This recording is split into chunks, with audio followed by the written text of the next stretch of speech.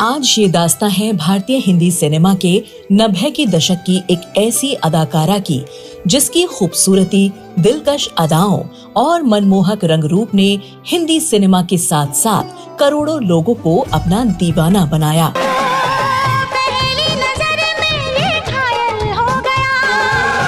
इस अभिनेत्री की खूबसूरती का वो आकर्षण और जलवा था हिंदुस्तान के सिनेमा प्रेमियों के बीच कि इनके चाहने वाले इस अदाकारा को देखने के लिए पिक्चर हॉल में लगाते थे लंबी लंबी लाइनें। मुझको राणा जी माफ करना, गलती मारे से हो गई। 90 के दशक में इस अभिनेत्री की वो लोकप्रियता थी कि इस अदाकारा के चाहने वाले लोगों ने भगवान के बराबर बनवा दिया था एक मंदिर। महबूब सनम तुझे मेरी कसम ना हाथ लगा गोरे तन को। जहां ये खूबसूरत अदाकारा बेहद बोल्ड अवतार में फिल्मी पर्दे पर आग लगा रही थी, तो वहीं इस अभिनेत्री की निजी जिंदगी में वो आग लग गई कि ये अभिनेत्री कभी भी उस आग से बाहर ही नहीं आ पाई।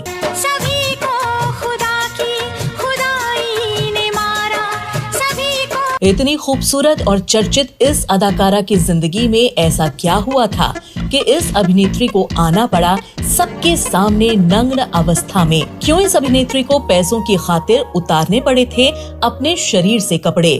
तुम जैसा सोच रहे हो ऐसा कुछ भी नहीं है, मेरा विश्वास कर।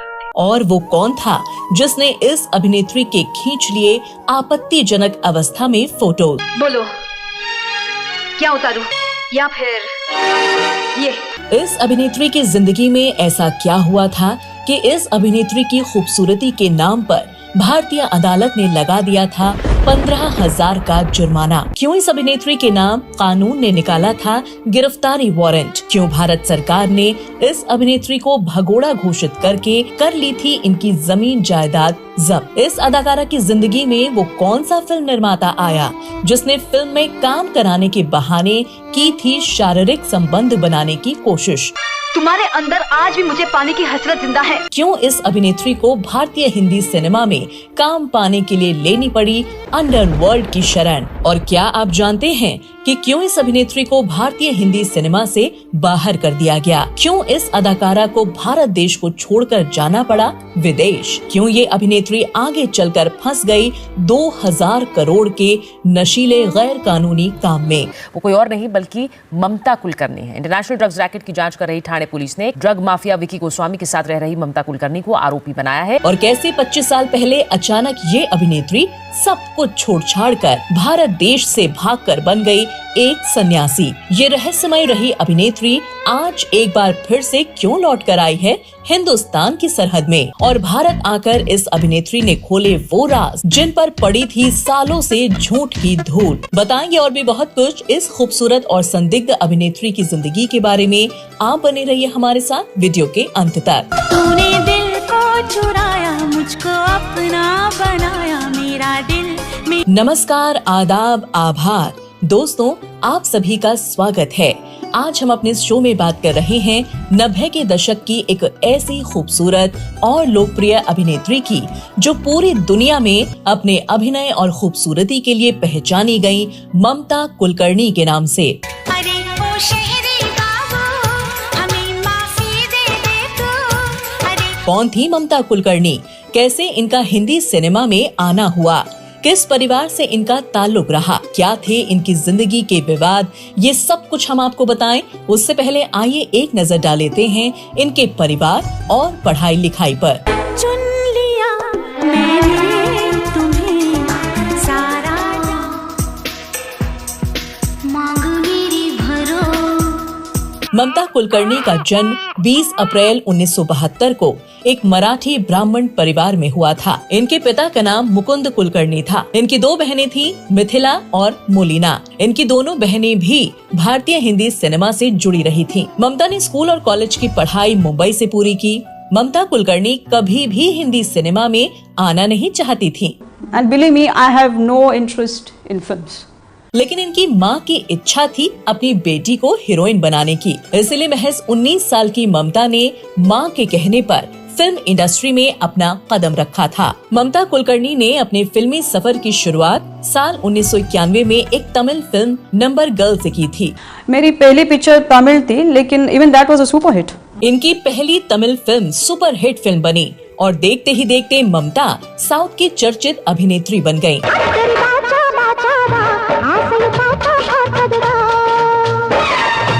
पहली ही फिल्म से ममता अपने चाहने वालों में ऐसी लोकप्रिय हुई कि लोगों ने इनके नाम को अपने शरीर पर ही गुदवा लिया था। उन्होंने तो मेरा नाम उनके हाथों पे क्या उसको बोले टैटू किया था। ममता की लोकप्रियता बॉलीवुड में पहुंची तो इनको पहली हिंदी फिल्म मेरा दिल तेरे लिए मिल गई।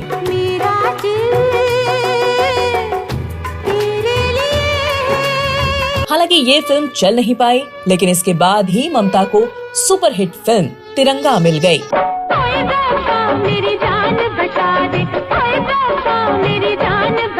लेकिन ये फिल्म नाना पाटेकर और अभिनेता राजकुमार के नाम रही और ममता कुलकर्णी को इन फिल्मों से कोई खास फायदा नहीं मिला। लेकिन हिंदी सिनेमा के फिल्म निर्माताओं को इनकी खूबसूरती भा गई और साल 1993 में इनको फिल्म आशिक आवारा मिल गई।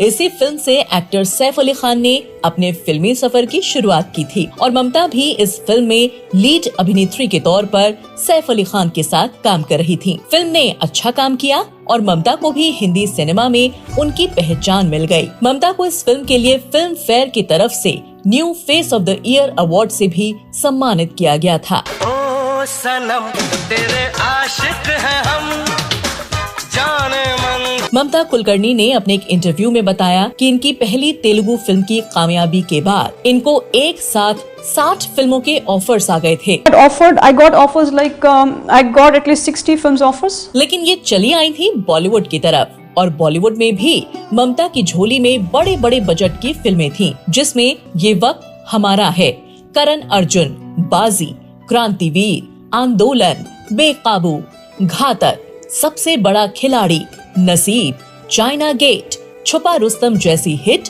और सुपर हिट फिल्में थीं।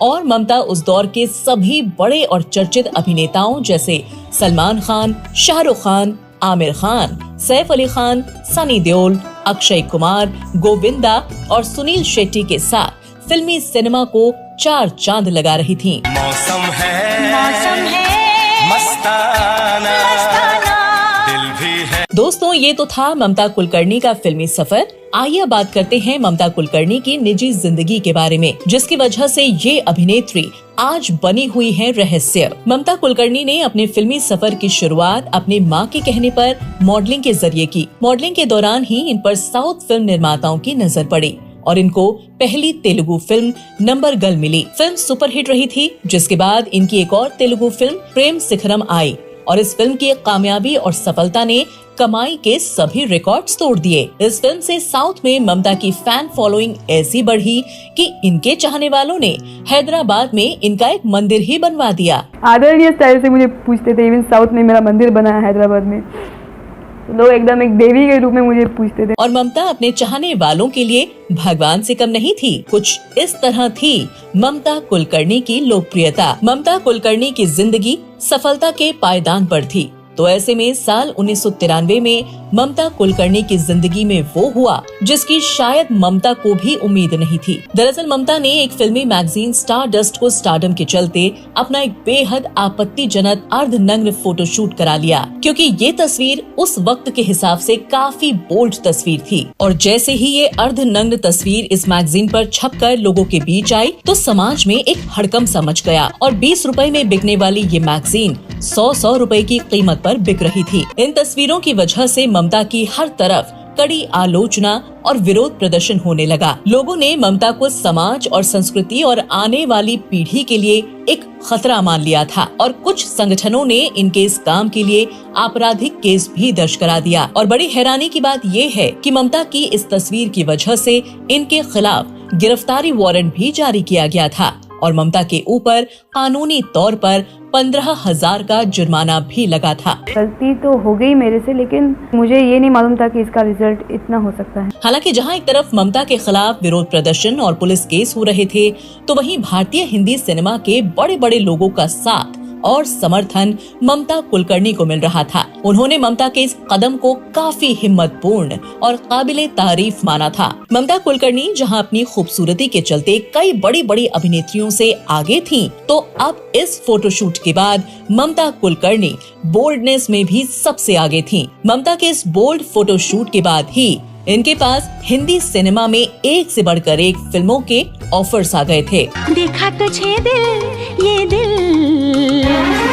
बेकाबू। ममता हिंदी सिनेमा की टॉप एक्ट्रेस तो नहीं थी, लेकिन इनका स्टारडम उससे कम भी नहीं था। ममता कुलकर्णी जब सनी देओल की फिल्म घातक कर रही थी, तो इनकी दोस्ती फिल्म के डायरेक्टर राजकुमार संतोषी से हो गई थी। कोई जाए तो ले आए, मेरी लाख दुआएं पाए, मैं तो आखिरी गली में। अब ममता राजकुमार संतोषी की अगली फिल्म चाइना गेट में हीरोइन के रूप में नजर आई, लेकिन इस फिल्म के दौरान ममता और राजकुमार संतोषी के बीच झगड़ा हो गया। दरअसल ममता कुलकर्णी ने राजकुमार संतोषी को लेकर कहा कि राजकुमार संतोषी उनको शारीरिक संबंध बनाने के लिए परेशान कर रहे हैं, जिसके चलते वो ममता पर दबाव बना रहे थे। लेकिन ममता ने जब इसका विरोध किया तो ये दोस्ती दुश्मनी में बदल गई। राजकुमार संतोषी इनको फिल्म से निकलवाना चाहते थे, लेकिन रिपोर्ट्स के मुताबिक इसी दौरान राजकुमार संतोषी के पास अंडरवर्ल्ड से छोटा राजन नाम के गैंगस्टर का कॉल आया और उसने ममता को परेशान न करने के लिए कहा।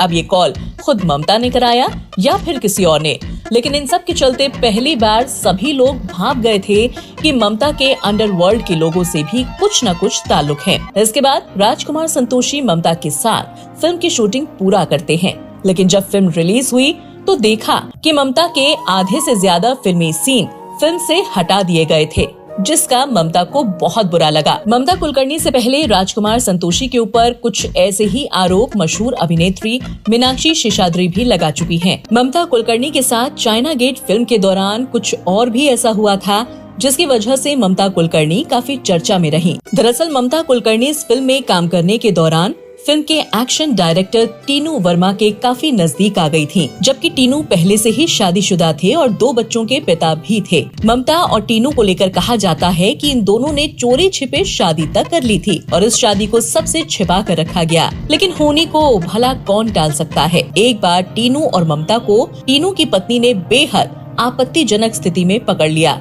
जिसके बाद खूब हंगामा हुआ और मामला शांत करने के लिए टीनू ने ममता से दूरी बना ली। ममता कुलकर्णी ने कभी भी इस रिश्ते को लेकर कुछ नहीं कहा, लेकिन टीनू वर्मा ने अपने एक इंटरव्यू में कहा कि मैंने ममता कुलकर्णी के प्यार में आकर अपने परिवार को छोड़कर एक बड़ी गलती की थी, और उनकी ये बात ममता कुलकर्णी और टीनू के नाजायज रिश्ते की गवाही दे रहे थे। ऐसा कुछ भी नहीं है, ये सब झूठ है। ममता कुलकर्णी की जिंदगी में हमेशा कुछ न कुछ विवाद बनता ही रहा, जिसकी वजह से ये हमेशा सुर्खियों में रही। ममता कुलकर्णी एक बार बिहार रांची में एक प्रोग्राम के लिए गई थी और जिसकी वजह से आज तक ममता का नाम लिया जाता है। दरअसल ममता कुलकर्णी ने अपने इस प्रोग्राम के लिए उस वक्त 1,25,00,000 रुपए लिए थे।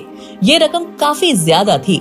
इतनी फीस तो अभिनेत्री को फिल्म के लिए भी नहीं मिलती थी। इस बात का खुलासा तब हुआ जब लालू प्रसाद यादव का चारा घोटाला सबके सामने आया और उसकी जांच में सामने आया कि चारा घोटाले का कुछ पैसा ममता कुलकर्णी के बैंक अकाउंट में भी ट्रांसफर किया गया था। जब ममता से इसकी पूछताछ की गई, तब ममता कुलकर्णी ने बताया कि मुझे ये पैसा मेरे डांस प्रोग्राम के लिए दिया गया था। दोस्तों, अब आप खुद ही अंदाजा लगा सकते हैं कि किस तरह से देश के नेता आम जनता के पैसे हड़प कर किस तरह से अय्याशियों में उड़ा रहे थे। ममता कुलकर्णी की जिंदगी विवादों से घिरी थी।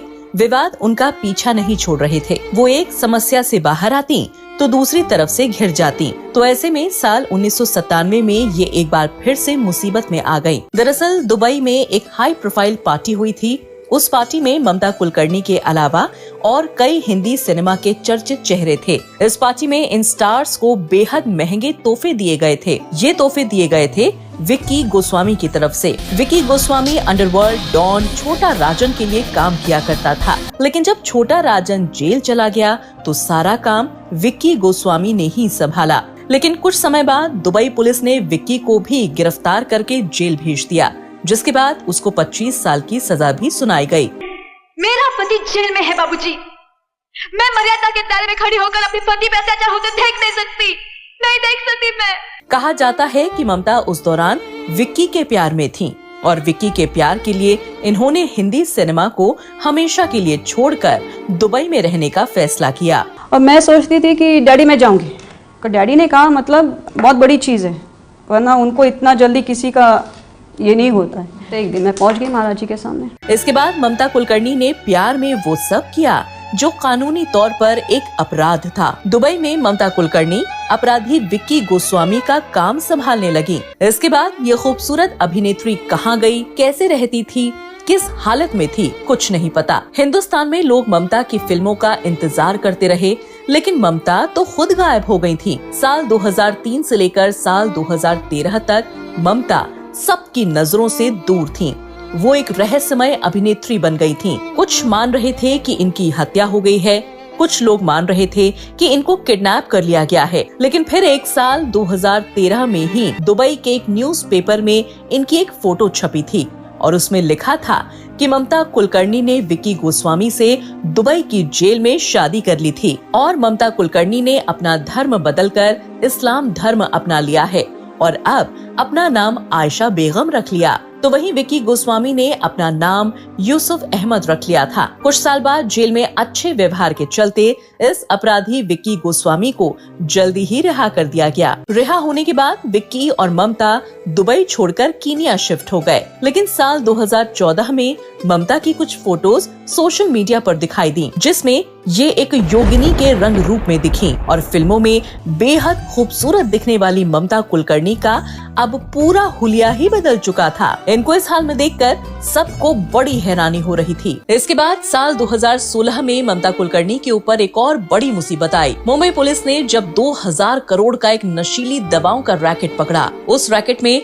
ममता कुलकर्णी और विक्की गोस्वामी का नाम आया। इनकी तलाश शुरू की गई, लेकिन दोनों ही पुलिस को नहीं मिले, जिसके बाद मुंबई थाने की स्पेशल कोर्ट ने ममता कुलकर्णी को भगोड़ा घोषित कर दिया। 2000 करोड़ के ड्रग्स केस में ममता कुलकर्णी को आज ठाणे की अदालत ने भगोड़ा घोषित कर दिया और साल 2017 में इनकी मुंबई स्थित संपत्ति को भी जब्त कर लिया गया। अब ममता पूरी तरह से लापता थी। उनका नाम भारत में वांटेड की लिस्ट में था। उनकी किसी को भी कोई खबर नहीं थी। लेकिन इतने सालों के बाद हाल ही में कुछ दिन पहले साल 2014 में ममता हिंदुस्तान वापस आ गईं और आते ही उन्होंने एक निजी न्यूज चैनल पर अपना एक इंटरव्यू दिया, जिसमें ममता अपने आप को एक सन्यासी बता रही हैं। उनका कहना है कि अब वो पूरी तरह से भगवान की शरण में हैं और उनकी भक्ति में लीन हैं। वो अब ऐसी बातें कर रही हैं जिनको सुनकर और देखकर आपको यकीन नहीं होगा कि ये वही ममता हैं जिनकी खूबसूरती की दुनिया दीवानी थी। आज ममता भले ही बहकी बहकी सी बातें कर रही हों, लेकिन कानून का शिकंजा उनका इंतजार कर रहा है, क्योंकि ममता कुलकर्णी को अभी बहुत सारे ऐसे सवालों के जवाब देने हैं जो न जाने कितने ही सालों से अधूरे पड़े थे और ममता कुलकर्णी कभी भी अपने पुराने अतीत से भाग नहीं सकती हैं। और मेरा अपना कुछ भी नहीं रहा। जो मैंने चाहा वो मुझे मिला नहीं। ममता कुलकर्णी के वापस आने से बहुत सारे सवालों के जवाब भले ही मिल जाएंगे, लेकिन ये कभी किसी ने नहीं सोचा था कि ममता कुलकर्णी कभी इस तरह से हिंदी सिनेमा से गायब हो जाएंगी। वो इस तरह से बने बनाए अपने नाम को खराब कर लेंगी। ममता कुलकर्णी के लिए बड़े बुजुर्गों की एक कहावत बहुत सही है कि विनाश काले विपरीत बुद्धि। आएगी हर पल तुझे मेरी याद। तो दोस्तों, आपने देखा कि कैसे लोग अपनी अच्छी खासी जिंदगी को खराब कर लेते हैं। ममता कुलकर्णी अपने समय पर टॉप की अभिनेत्री थी, लेकिन इतने ऊंचे पायदान पर होने के बावजूद ममता कुलकर्णी को बॉलीवुड के कुछ लोगों ने बहुत परेशान किया और उनको वो नेम फेम नहीं मिलने दिया जिसकी वो वाकई में हकदार थी। या इसका दूसरा पहलू ये भी था कि ममता कुलकर्णी के अंडरवर्ल्ड डॉन छोटा राजन के साथ रिश्ते थे, जिसकी वजह से बॉलीवुड की फिल्में तो उन्हें मिले, लेकिन मान सम्मान नहीं मिला।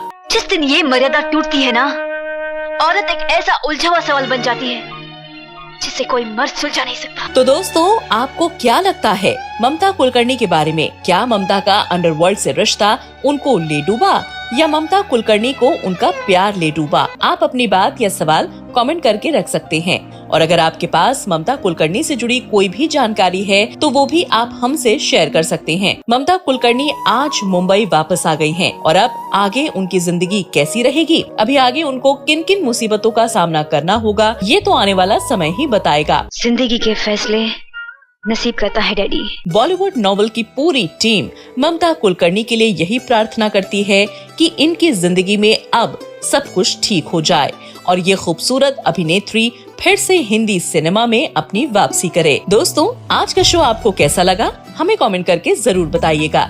चैनल से जुड़े नए और पुराने चाहने वालों से अनुरोध है कि वीडियो को लाइक, शेयर और चैनल को सब्सक्राइब करना बिल्कुल न भूलें। बहुत जल्द एक और महान हस्ती की जिंदगी की कहानी लेकर आपके सामने फिर हाजिर होंगे।